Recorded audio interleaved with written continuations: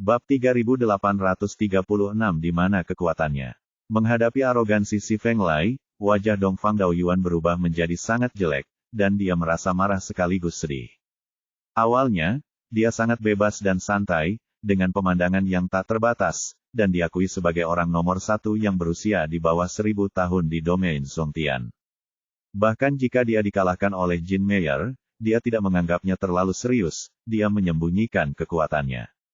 Saya berpikir bahwa setelah memasuki alam rahasia Yuan Gu, saya akan menunjukkan kultivasi awal saya sebagai dewa abadi dan menjadi raja di sini, mendominasi segalanya. Namun mereka tidak pernah menyangka bahwa segala sesuatunya akan benar-benar berbeda dari apa yang mereka pikirkan. Jin Meyer dan Tan Ge juga menyembunyikan kekuatan mereka dan tidak kalah dengan diri mereka sendiri. Ye Bufan bahkan lebih kuat, berkali-kali lebih kuat dari dirinya, dan dia masih belum melihat kedalamannya. Sekarang bahkan si Feng Lai telah memperoleh kesempatannya sendiri, menerobos ke tahap tengah guru abadi dalam satu gerakan. Saya merasa tidak berdaya, tetapi tidak ada cara lain. Kekuatan adalah kekuatan, dan hal ini tidak dapat dipengaruhi oleh emosi. Melihat ekspresinya, si Feng Lai sangat bahagia. Setelah bertahun-tahun kalah dengan orang lain, dia akhirnya berbalik hari ini. Di matanya, selama dia menginjak Dongfang Daoyuan, dia akan menjadi yang terkuat di sini. Dengan sikap pemenang, dia memandang Tan Ge di sebelahnya. Adik laki-laki, kamu membawa jaring Qiankun Sekte kali ini. Bagaimana dengan api aneh itu? Apakah kamu sudah mengantonginya? Sebagai murid inti sekte tersebut, dia masih mengetahui rahasia ini. Saudara Tan menggelengkan kepalanya, saudaraku, kami tidak menyalakan api aneh itu. Benar-benar tidak berguna. Kamu tidak dapat menyalakan api aneh dengan harta karun semacam ini. Meskipun si Feng Li adalah kakak laki-laki sebelumnya, dia tahu bahwa Tan Ge menyembunyikannya. Kekuatan, jadi dia berbicara dengan sangat sopan. Tapi sekarang ini benar-benar berbeda. Dia berada di tahap tengah dari guru abadi, dan dia tidak lagi memiliki rasa takut dalam berbicara. Dia mengulurkan tangannya yang besar, beri aku jaring Qiankun, dan aku akan mengembalikan api aneh itu. Tan Ge berkata dengan ekspresi tegas, saudaraku, api aneh itu hilang, dan jaring Qiankun juga hilang. Si Feng Lai dipenuhi dengan keheranan, apa? Apakah kamu di sana? Apa yang kamu bicarakan? Apa yang terjadi? Itu dia. Dalam keputusasaan, Tan Ge dengan singkat menceritakan apa yang terjadi, dan akhirnya menatap Ye Bufan. Jaring Qiankun jatuh ke lembah api dan keberadaannya tidak diketahui. Api aneh itu telah diambil oleh Tuan Ye. Hal seperti itu ada. Si Feng Li terkejut dan menatap Ye Bufan, bayangkan pihak lain memiliki kemampuan apa yang bisa dia gunakan untuk menghilangkan api aneh itu. Emosi ini hanya melintas, dan kemudian ekspresi arogan muncul lagi di wajahnya. Tuan Ye, api aneh itu milik Yuan Song. Tolong kembalikan ke pemilik aslinya. Kata-katanya cukup sopan, tapi sikapnya sangat mendominasi. Dalam hati si Feng Lai, dia sekarang adalah orang terkuat di alam misterius Yuan Gu, jadi dia secara alami tidak perlu ragu dalam berbicara dan melakukan sesuatu. Bagaimanapun, baik di dalam maupun di luar, semuanya bergantung pada kekuatan. Begitu seseorang menyinggung dirinya sendiri, tidak ada yang berani mengatakan apapun bahkan jika lawannya terbunuh di tempat. Kakak senior, jangan seperti ini. Tan Ge buru-buru melangkah maju untuk menghentikannya. Meskipun si Feng Lai kini telah mencapai tahap tengah dari guru abadi, dia telah melihat dengan matanya sendiri kekuatan yang telah ditunjukkan Ye Bufan sebelumnya, yang mungkin bahkan lebih kuat daripada tahap tengah semua. Jika dia tidak mempertimbangkan hal ini, dia akan mengeluh sekarang, bagaimana dia bisa begitu sedih. Tetapi si Feng Lai tidak berpikir demikian. Peningkatan pesat dalam tingkat kultivasinya membuatnya membengkak sehingga dia merasa seperti yang terbaik di dunia. Sebelum Tan Ge selesai berbicara, dia melambaikan tangannya untuk menyela, diam, kamu tidak punya peran untuk berbicara di sini, biarkan aku yang menanganinya. Aku, ekspresi Tan Ge berubah, dan akhirnya dia diam dan melangkah ke samping. Pada saat ini, hatinya juga berubah, dan dia sangat tidak senang dengan kesombongan si Feng Lai setelah meningkatkan kultivasinya. Karena ini masalahnya, jangan hentikan dia lagi dan lihat berapa lama dia bisa menjadi sombong. Ye Bufan tersenyum dingin, kembali ke pemilik aslinya. Lelucon apa? Api aneh ini adalah benda yang tidak memiliki pemilik. Kapan itu menjadi milik sekte Guiyuanmu? Si Feng Lay mengerutkan kening, jelas tidak puas dengan ketidaktahuan pihak lain tentang masalah saat ini.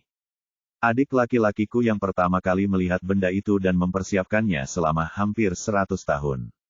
Seharusnya itu milikku, Gui Yuanzong. Alam rahasia Yuan Gu. Setelah bertahun-tahun, haruskah kita membawanya pergi bersama? Petik 2. Kamu. Si Feng Lay terdiam, dan kemudian ekspresinya tiba-tiba berubah dingin.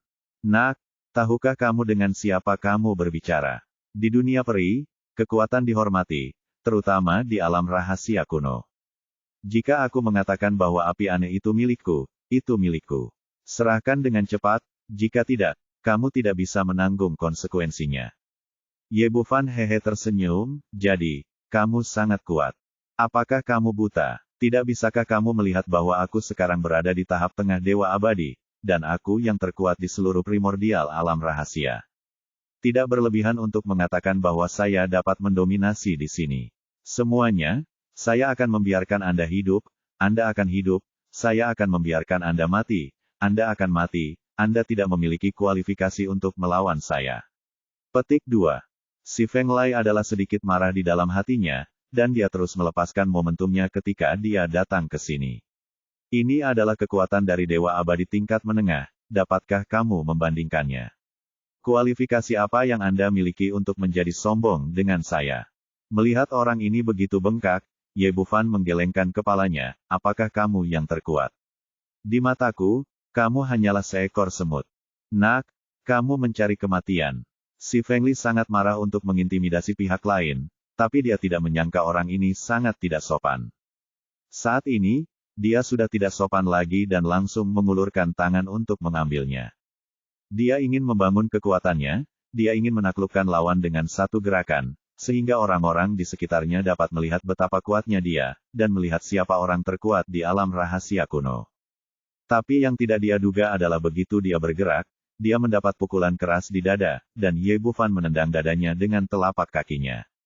Panah darah muncrat dari mulutnya, dan dia terbang sejauh 100 meter dan jatuh ke tanah, ekspresinya sangat kesakitan.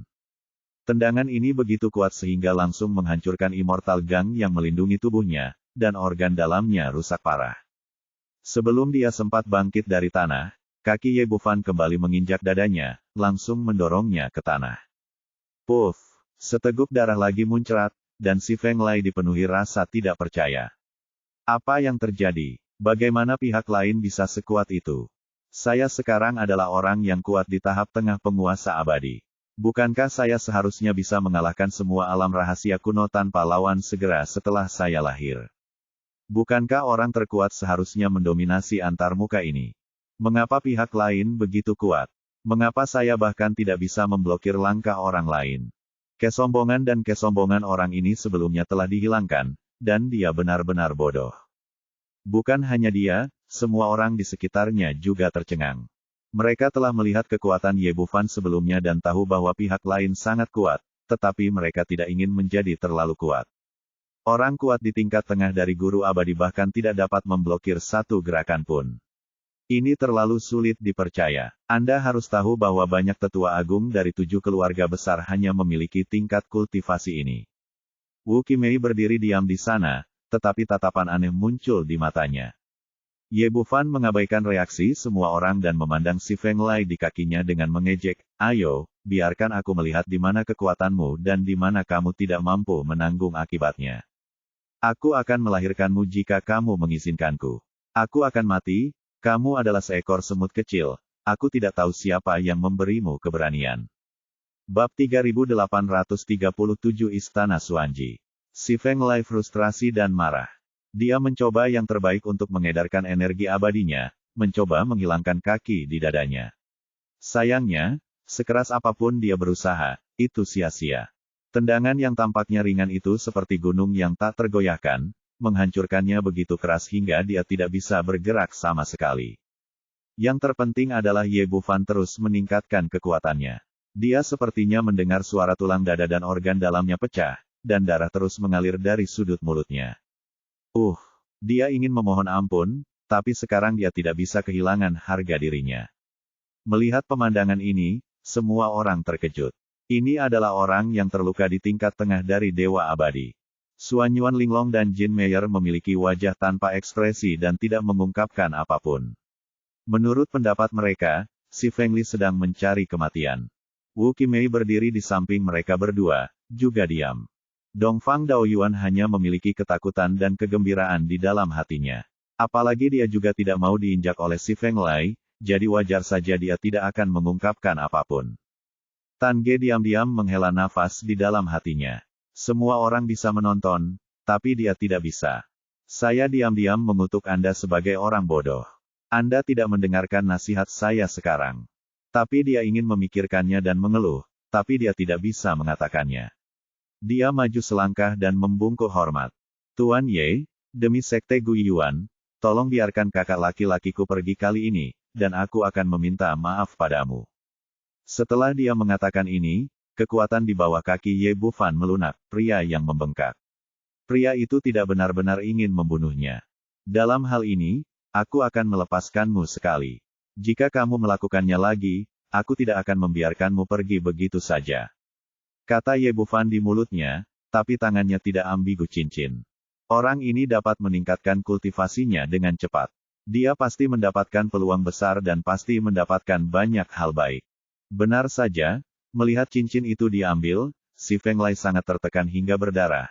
Tetapi saat ini, dia tidak berani melepaskan yang lain, jika tidak pihak lain akan menginjak-injaknya sampai mati. Meskipun harta karun di dalam cincin itu penting, pada akhirnya tidak sepenting nyawa Anda sendiri. Saat ini, dia sangat menyesalinya. Mengapa dia berpura-pura berusia 13 tahun? Di saat yang sama, dia juga bingung. Dia tidak tahu mengapa Ye Bufan begitu kuat. Pada saat ini, bumi tiba-tiba bergetar, dan seberkas cahaya kemasan melesat ke langit di kejauhan. Apa yang terjadi? Semua orang yang hadir kaget dan bersemangat. Ini adalah dunia rahasia kuno, dan berbagai peluang akan muncul kapan saja. Semua orang melihat ke atas bersama-sama, dan melihat bahwa berkas cahayanya sangat tebal, seperti pilar Optimus, tanpa ujung yang terlihat sekilas. Dalam sekejap mata, berkas cahaya menghilang, dan kemudian energi spiritual abadi dan aura kuno yang tak ada habisnya mengalir masuk dari timur. Ini adalah reruntuhan kuno lainnya. Pada saat ini, ada lebih dari selusin orang di sekitar lembah api. Orang-orang dengan tingkat budidaya terendah adalah dewa abadi tahap awal, mereka segera menyadari masalahnya. Karena tidak ada api aneh di sini dan tidak ada peluang lain, pergilah secepatnya. Alam rahasia primordial baru dibuka selama 3 hari, dan sekarang sudah hampir setengah jalan. Kita harus memanfaatkan kesempatan ini nanti. Orang-orang ini berubah menjadi hantu dan bergegas menuju ke arah munculnya pilar cahaya emas. Tan Ge juga melakukan hal yang sama. Dia meraih si Feng Lei di tanah dan berlari ke sana bersama Dongfang Daoyuan. Hal yang sama berlaku untuk Ye Bufan. Meskipun perjalanan ke alam rahasia kuno ini membuahkan hasil, siapa yang mengira ada terlalu banyak harta karun. Dia meraih Wu Qimei dan mengantar Jin Meyer dan Xuanyuan Linglong di sepanjang jalan. Orang-orang ini memiliki kultivasi yang sangat kuat pada awalnya, dan kecepatan mereka meningkat hingga ekstrim, hampir hingga ekstrim. Sekitar setengah jam kemudian, setengah istana besar muncul di depan mereka. Betul, itu separuh tempat duduk, karena separuhnya lagi berada di bawah tanah dan naik perlahan, dan getaran bumi juga berasal dari sini.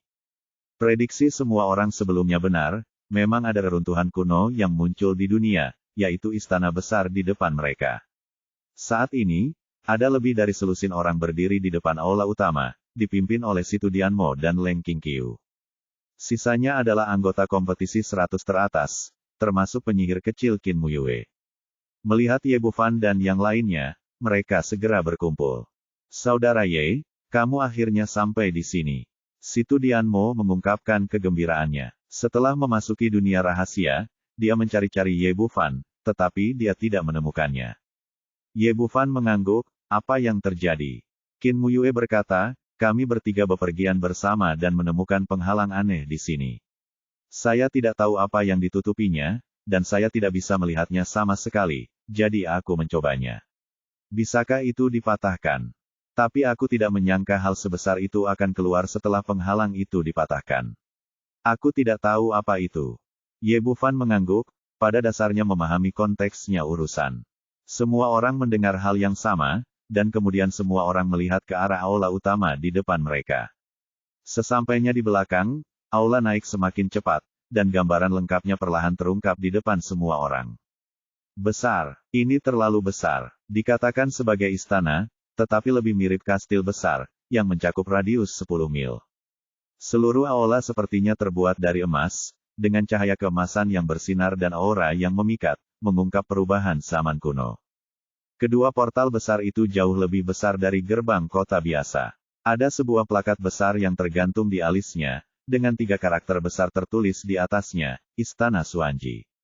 Ye Bufan dan Situ Dianmo berasal dari dunia bawah dan tidak tahu banyak tentang sejarah dunia peri. Mereka tidak bereaksi banyak setelah melihat aula utama. Yang lainnya berbeda, mula-mula kaget, lalu dipenuhi ekstasi. Ya Tuhan, Istana Xuanji, ini sebenarnya adalah warisan Kaisar Xuanji. Pada saat ini, jumlah makhluk abadi yang berkumpul beberapa kali lebih banyak dari sebelumnya, mencapai hampir 50 atau 60 orang. Tidak heran jika kemunculan Istana Xuanji barusan menyebabkan terlalu banyak keributan. Pancaran cahaya keemasan dapat dilihat di hampir seluruh alam rahasia primordial, dan semua orang bergegas untuk datang. Saat ini, semua orang bersemangat dan gembira. Melihat reaksi semua orang, Ye Bufan menoleh untuk melihat peri Ao Yue di sebelahnya. Dari mana asal mula Istana Xuanji ini?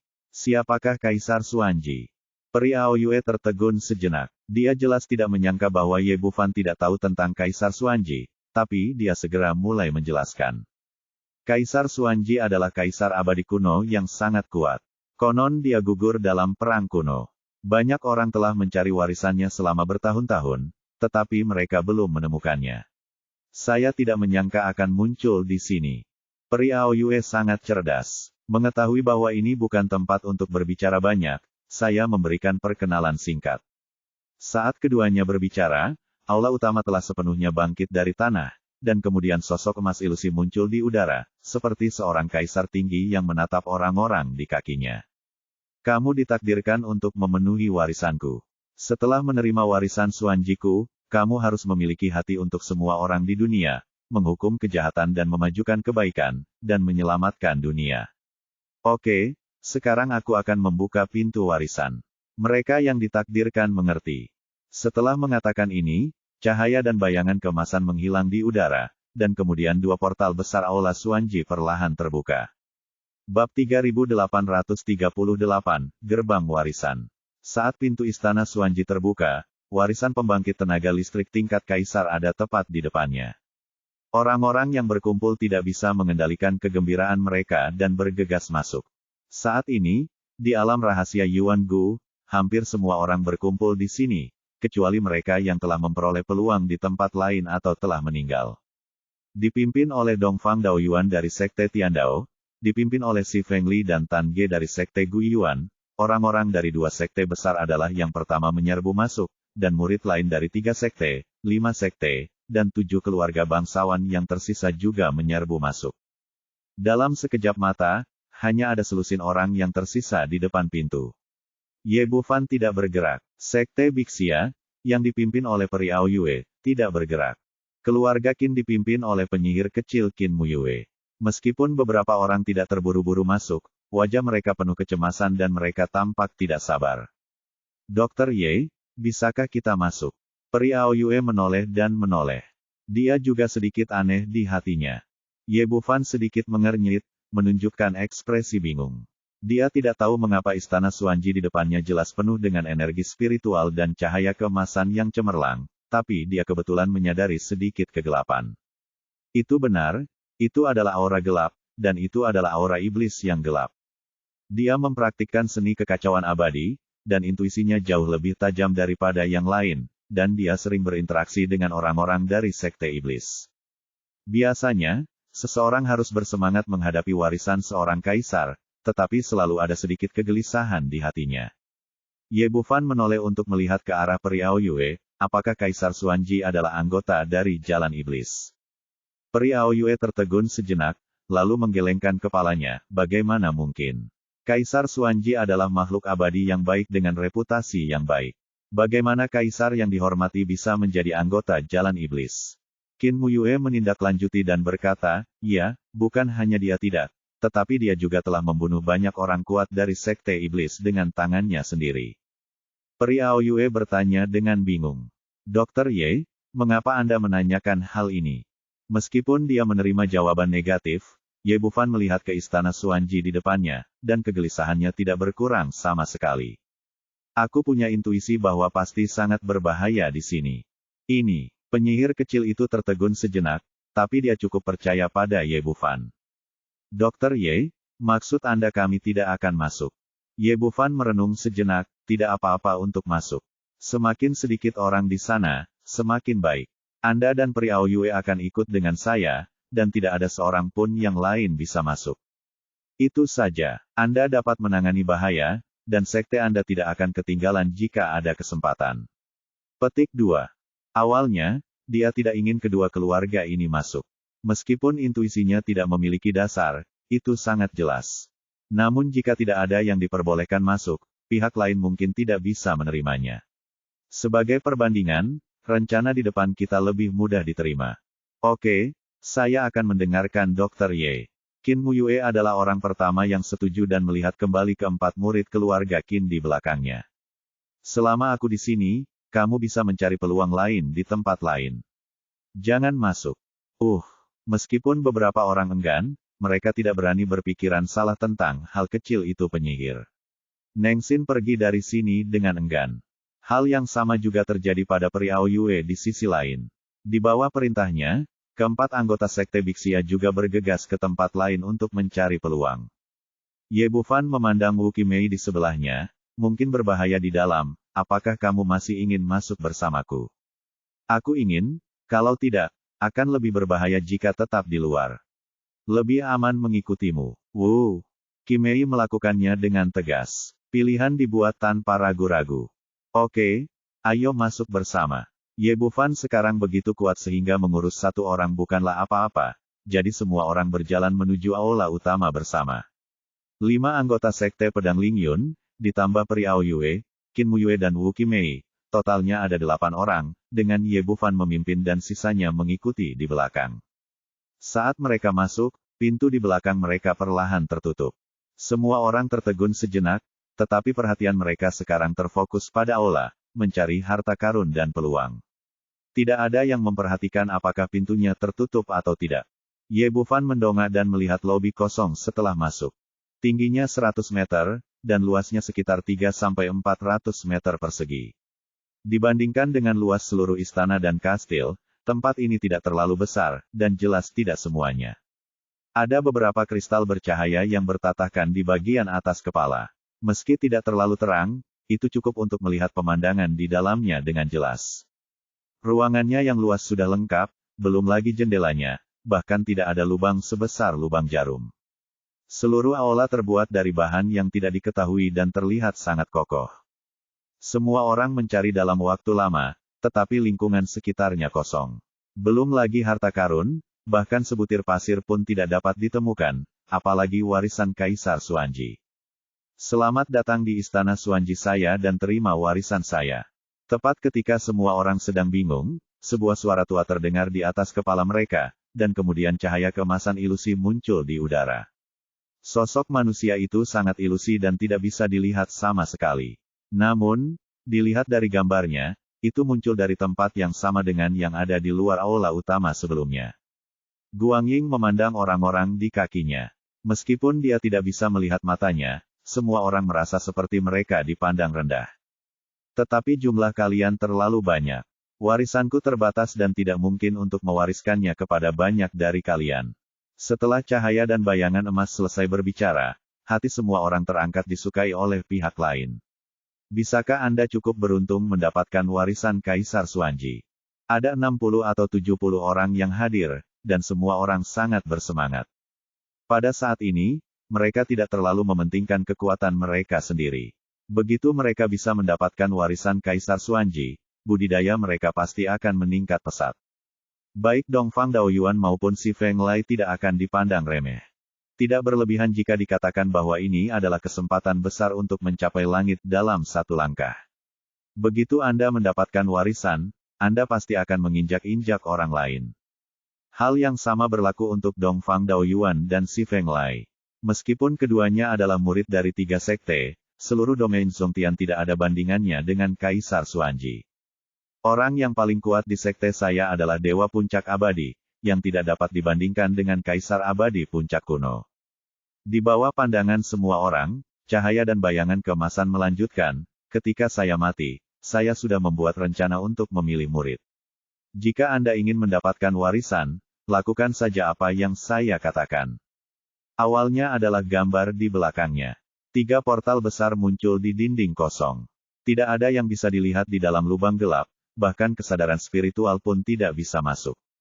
Ini adalah pintu warisan yang saya persiapkan untuk mereka yang datang setelah saya. Setiap pintu bisa dimasuki 8 orang, dan kemudian akan ditutup. Saya tidak peduli berapa banyak dari Anda sekarang, pada akhirnya hanya 24 yang bisa masuk, dan Anda dapat menyelesaikan sendiri masalah yang tersisa. Setelah berbicara, cahaya dan bayangan menghilang dari udara, dan aula kembali tenang. Meskipun lingkungan sekitar sunyi, hati semua orang gelisah. Pintu warisan terbuka, dan Anda harus masuk. Jangan menyia-nyiakan kesempatan besar ini. Tapi semua orang menonton dengan penuh semangat, dan tidak ada yang berani bertindak gegabah. Bab 3839, Kekacauan. Ye Bufan melihat ke pintu di depannya. Meskipun dia memiliki kesadaran spiritual seorang ahli tingkat keabadian, dia masih tidak bisa masuk.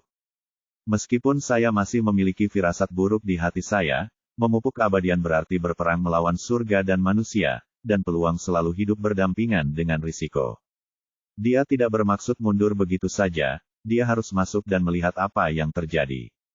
Selain itu, dengan kekuatannya yang kuat dan berbagai harta karunnya, saya yakin dia tidak akan mendapat masalah dalam melindungi dirinya sendiri. Menurut apa yang baru saja dikatakan oleh Cahaya dan Bayangan Emas, 8 orang bisa masuk melalui satu portal. Entah kenapa, kebetulan sekali itu cukup untuk dia gunakan. Setelah mengambil keputusan, dia mengangkat tangannya dan menunjuk ke pintu paling kiri, ini milikku. Setelah mengatakan itu, dia melambaikan tangannya, ayo masuk. Ye Bufan ingin tetap di belakang, tapi Jin Meyer termasuk di antara banyak wanita. Yang terkuat di antara mereka menanggung beban terberat saat memasuki portal. Melihat seseorang memimpin dalam merebut pintu, ekspresi orang lain berubah. Anda harus tahu bahwa jika seseorang masuk, itu sama dengan merampok tempat mereka, dan tidak ada yang bisa berbuat apa-apa. Jian Jue Yashui berdiri lebih dulu, dia tidak mengambil tindakan secara langsung, tetapi melihat ke arah Dongfang Daoyuan dan Si Feng Lai. Menurutnya, Jin Meyer dan yang lainnya sangat kuat, dan hanya dengan membujuk kedua orang ini mereka dapat bersaing satu sama lain. Adapun Ye Bufan, dia tidak melihat gerakan lawan, tidak mengetahui kedalamannya, dan tidak menganggapnya serius sama sekali. 2 kakak laki-laki, kita punya begitu banyak talenta dan 3 portal, dan dia tidak bisa mengambil salah satunya begitu saja. Ini terlalu sombong. Dia sama sekali tidak menganggapmu serius. Jika kamu ingin aku mengatakannya, ayo lakukan bersama-sama. Mari kita bunuh mereka 8 dulu. Selesaikan dan bagi 3 sekte yang tersisa. Menurutnya, Si Feng Lai dan Dongfang Daoyuan pasti tidak puas dengan kesombongan Ye Bufan, dan selama dia mendorong mereka, kedua orang ini akan melakukannya, mengambil tindakan. Hasilnya tidak terduga. Dongfang Daoyuan menoleh dan melihat ke samping, sepertinya tidak mendengar kata-katanya sama sekali. Dia tidak sebodoh Jian Jubi. Belum lagi Ye Bufan hanya mengambil 1 portal, bahkan jika dia mengambil ketiganya, sekarang dia bahkan tidak berani melepaskan 1 pun, lagi pula, kekuatannya terlalu berbeda. Si Feng Lai memiliki pemikiran yang sama di benaknya dan meliriknya seolah dia idiot. Ini ide yang bagus, maka kamu harus mengambil tindakan terlebih dahulu. Saat dia mengatakan ini, dia menyapa 18 generasi leluhur pihak lain di dalam hatinya. Jika kamu ingin mati, matilah sendiri, tapi jangan bawa aku bersamamu. Mereka memukuli saya seperti anjing bahkan di tahap tengah dari guru abadi, dan mereka meminta saya untuk pergi dan mengambil tindakan, dan mereka juga ingin mencuri kuota mereka. Jian Juya tidak tahu apa yang terjadi sebelumnya. Melihat reaksi si Feng Lai, dia ragu-ragu dan akhirnya mengambil tindakan. Sekte Pedang Sifang dan Ye Bufan selalu memiliki kebencian yang mendalam dalam pikirannya. Selama dia memimpin, orang lain akan segera mengikuti. Meskipun Jin Meyer dan Situ Dianmo adalah wanita yang cakap, mereka tidak dapat menangani banyak orang di pihak mereka. 50 atau 60 orang bertarung melawan 8 orang, tidak peduli bagaimana Anda melihatnya, peluang menang ada di tangan Anda. Dengan pemikiran ini, dia melompat ke udara dan meninju Ye Bufan. Saat mengambil tindakan di sini, perhatiannya tertuju pada beberapa orang yang tersisa, selalu berjaga-jaga agar Situ Dianmo dan lainnya datang menyelamatkan. Namun tanpa diduga, orang-orang itu mengabaikan serangannya dan berjalan menuju portal satu demi satu. Mengikuti di belakang Jin Meyer adalah Suan Yuan Linglong, Leng Qingqiu ketiga, dan Situ Dianmo keempat, berjalan menuju portal satu demi satu. Tidak ada yang memperhatikannya, seolah-olah dia tidak melihat apapun dan tidak terjadi apa-apa. Tepat ketika Jian Juya dipenuhi dengan keraguan, dadanya terasa seperti baru saja ditabrak oleh binatang raksasa dari alam liar. Sebuah kekuatan kekerasan datang, yang tidak bisa dia tolak dengan kekuatannya, dan Immortal Gang yang melindungi tubuh hancur berkeping-keping. Segera setelah itu, seluruh orang itu terbang mundur dan menabrak dinding dengan keras. Saya tidak tahu berapa banyak tulang yang patah di tubuhnya, dan darah muncrat seolah-olah bebas. Meskipun pukulan ini tidak membunuhnya, namun membuatnya setengah lumpuh dan tidak dapat bangun bahkan setelah jatuh ke tanah. Chu Xiangjun dari keluarga Chu mengikuti dari belakang, siap untuk mengambil tindakan, tetapi ketika dia melihat pemandangan di depannya, dia langsung berhenti dengan ekspresi ngeri di wajahnya. Karena gerakan Ye Bufan barusan terlalu cepat, Jian Juya tidak melihat apa yang terjadi sama sekali, tapi dia bisa melihatnya dengan jelas dari samping. Satu tendangan, hanya satu tendangan untuk menendang lawan ke kondisi ini. Pada saat ini, pikirannya berubah 180 derajat. Dia awalnya mengira bahwa ini hanyalah pecundang yang mendapat posisi pemimpin terakhir karena keberuntungan. Sekarang sepertinya gagasan ini sepenuhnya salah. Pria di depanku pastilah pria yang kuat, dan dia bahkan tidak sedikit lebih kuat dari orang-orang seperti dirinya. Dia sekarang agak mengerti mengapa Dongfang Daoyuan dan Si Feng Lai tidak bereaksi sama sekali. Sepertinya mereka berdua sudah mengetahui hal ini, dan mereka bukan tandingan satu sama lain. Setelah memikirkan semua ini, dia berbalik dan berlari kembali, takut dia akan ditampar ke tanah jika dia berlari terlalu lambat. Ye Bufan hanya tersenyum dingin, dia tidak repot-repot memperhatikan orang-orang ini dan melangkah masuk setelah Wu Qimei masuk.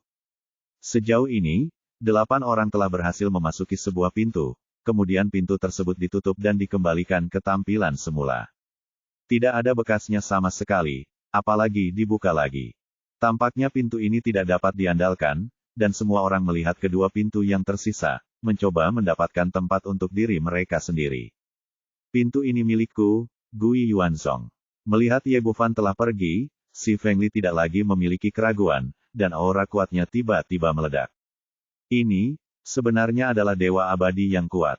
Semua orang di sekitar terkejut. Mereka hanya tahu bahwa Si Feng Lai kuat sebelumnya, tetapi mereka tidak menyangka itu begitu kuat. Saya tidak tahu apakah itu kesempatan yang didapat di alam rahasia atau kekuatan tersembunyi sebelumnya, tapi bagaimanapun juga, dia sangat kuat dan dia tidak bisa memprovokasi dia sama sekali.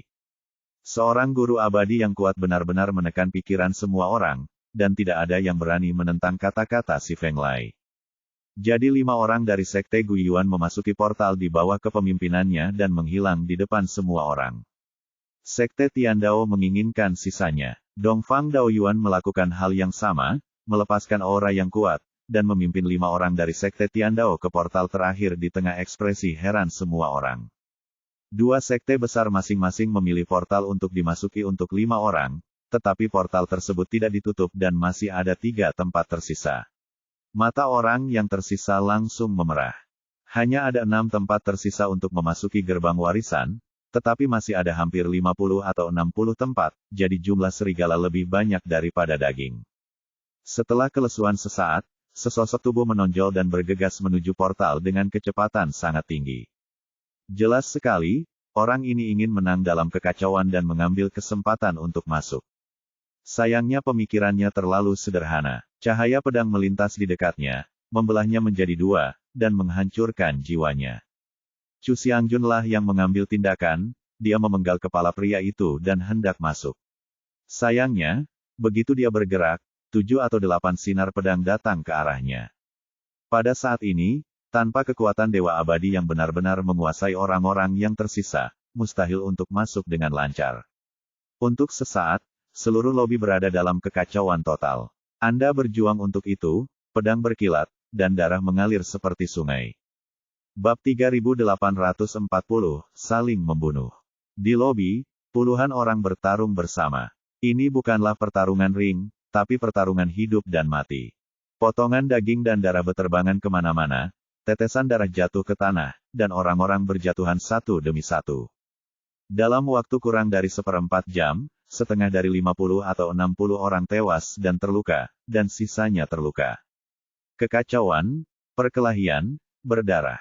Tapi tidak ada yang memperhatikan bahwa darah yang berserakan di tanah perlahan meresap ke dalam tanah dan kemudian menghilang. Oke, berhenti berkelahi dan dengarkan apa yang saya katakan. Sebuah suara yang dalam bergema di seluruh lobi. Orang yang berbicara adalah Jin Chongfeng dari Sekte Pedang 5 Elemen. Sekarang orang-orang kuat telah memasuki portal satu demi satu, dia adalah yang terkuat di antara makhluk abadi yang tersisa. Namun meski begitu, ia masih memiliki 7 atau 8 luka di tubuhnya, yang menunjukkan betapa brutalnya kekacauan yang terjadi. Qiao Yunyang dari Sekte Pedang Hehe mengangkat tangannya untuk menyeka darah dari sudut mulutnya. Apa yang ingin kamu katakan? Jin Chongfeng berkata, kita tidak bisa terus bertarung seperti ini. Jika tidak, bahkan 6 orang yang tersisa pada akhirnya akan terluka. Apa yang akan terjadi setelah kita masuk? Jika kamu bisa mendapatkan warisan, bagaimana kamu bisa bersaing dengan mereka yang masuk lebih dulu? Petik 2. Memang benar demikian. Jika pertarungan terus berlanjut seperti ini, tidak peduli siapapun yang menang pada akhirnya, mereka mungkin hanya memiliki separuh nyawa yang tersisa. Mata Hua Loying dari Sekte Pedang Hantu berwarna merah darah. Dia juga terluka parah dalam pertarungan tadi, mudah untuk mengatakannya, tapi bagaimana kita bisa mengalokasikan 6 tempat ini jika kita tidak bertarung? Mereka akan dialokasikan sesuai dengan tingkat kultivasi mereka. Jin Chongfeng berkata, saya adalah Dewa Abadi tahap akhir, jadi saya secara alami harus menempati kuota, dan sisanya akan dialokasikan ke Dewa Abadi tahap menengah. Mereka yang berada di bawah tahap menengah, menyerah saja dan segera mencari peluang lain. Saya setuju. Chu Xiangjun dari keluarga Chu ambil langkah maju dan berdiri berdampingan dengannya. Jin Chongfeng mengangguk puas, dan dia secara alami menyambut mereka yang mendukungnya dengan kedua tangannya. Tetapi pada saat ini, tiba-tiba ada rasa sakit yang menusuk di tulang rusuknya, dan pedang peri di tangan Chu Xiangjun menusuk langsung ke tulang rusuknya yang lembut dan keluar melalui tubuhnya. Pukulan ini sangat kejam hingga hampir menembus organ dalamnya. Meskipun dia telah terluka di banyak tempat sebelumnya, pukulannya jauh lebih parah dibandingkan pedang ini. Kamu berani menyerangku secara diam-diam. Jin Chongfeng terkejut dan marah. Dia telah terluka sebelumnya dan tertusuk pedang karena dia tidak memiliki pertahanan. Tapi begitu dia selesai berbicara, ada tusukan rasa sakit lagi di punggungnya, dan pedang peri Hua Qianying dari Sekte Pedang Hantu langsung menembus punggungnya. Mengatakan bahwa pedang yang ditebas oleh Tuan Chu barusan hanya membunuh separuh hidupnya, pedang ini secara langsung menghancurkan tubuh fisiknya, dan segumpal jiwa meluap dari istana Niwan. Jin Chongfeng panik dan melarikan diri dengan panik, tetapi tempat ini tertutup sepenuhnya, jadi bagaimana jiwa bisa melarikan diri? Saat dia mencapai udara, bola energi hitam tiba-tiba datang ke arahnya, seperti binatang buas dengan mulut besar, menelan jiwanya dalam satu gigitan. Pada saat ini, orang-orang berikut ini sekali lagi terjebak dalam pertempuran yang kacau. Entah itu Chu Xiangjun yang baru saja mengambil tindakan, atau Li Qianying kemudian, cahaya hitam melintas di matanya, ekspresinya gila, dan pedang di tangannya tetap ada, pembunuhan. Hal yang sama berlaku untuk yang lain, yang sepertinya sudah lupa tujuan datang ke sini, dan terus menyerang lagi dan lagi. Daging dan daging beterbangan kemana-mana, darah terus berjatuhan, dan tanah aneh menelan matanya. Ketika angkanya terus menurun, semakin banyak orang yang meninggal, dan semakin sedikit orang yang selamat. Pada akhirnya, Sui Xingjiang dari Sekte Pedang 5 Elemen memenggal kepala Hua Loying dengan satu pedang. Setelah melakukan semua ini, Chu Xiangjun memuntahkan darah satu demi satu dan jatuh ke tanah dengan luka serius. Setelah pertempuran yang kacau, hanya ada bau darah yang menyengat yang tersisa di seluruh lobi, dan tidak ada satu orang pun yang masih hidup. Hahaha, kamu benar-benar bodoh. Kamu tidak perlu melakukan apapun sekarang. Dengan ledakan tawa arogan, bola energi hitam muncul di udara dan berubah menjadi bentuk manusia. Sungguh esensi darah yang kaya. Dengan suplemen yang begitu hebat, kekuatanku seharusnya pulih hingga 10%.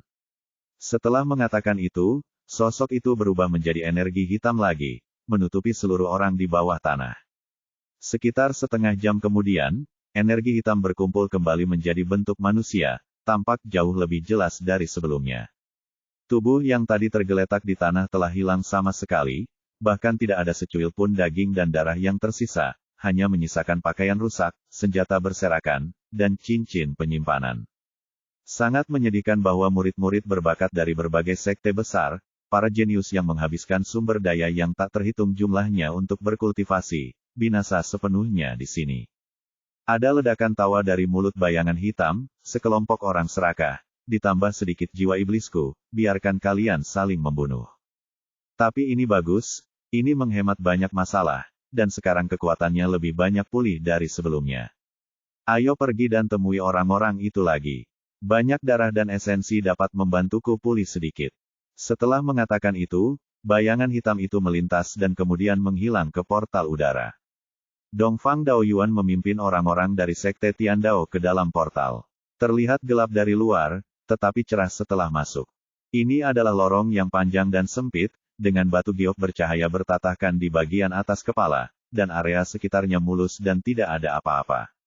Semua orang berjalan ke depan dengan hati-hati, takut akan terjadi sesuatu yang tidak terduga. Awalnya saya mengira orang lain akan mengikuti, tapi setelah menunggu lama, tidak ada gerakan di belakang. Kakak senior Dongfang, mengapa orang-orang itu tidak mengikutimu?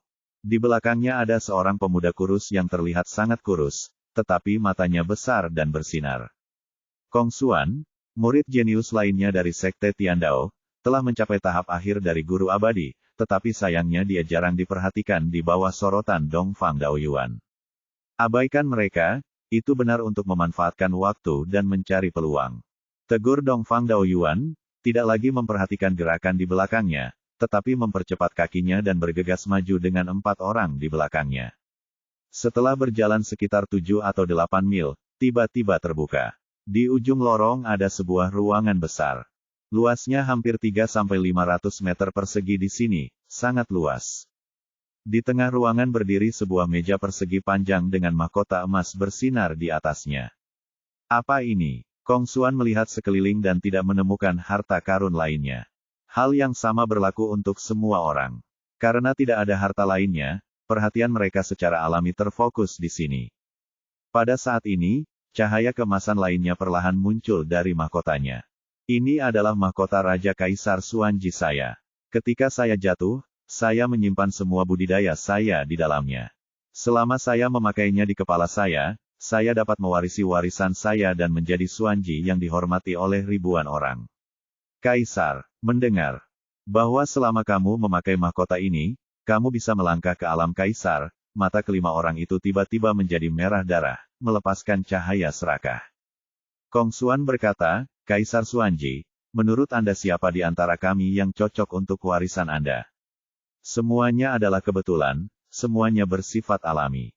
Siapapun yang memakai topi akan cocok untuk warisan saya. Sepertinya dia telah menyelesaikan misinya dan menghilang ke dalam kehampaan setelah berbicara. Ruangan itu langsung menjadi sunyi. Setelah beberapa saat lesu, wajah Kong Xuan penuh dengan sanjungan, kakak senior, kakak laki-laki kami, kamu yang terkuat, dan warisan kaisar harus menjadi milikmu.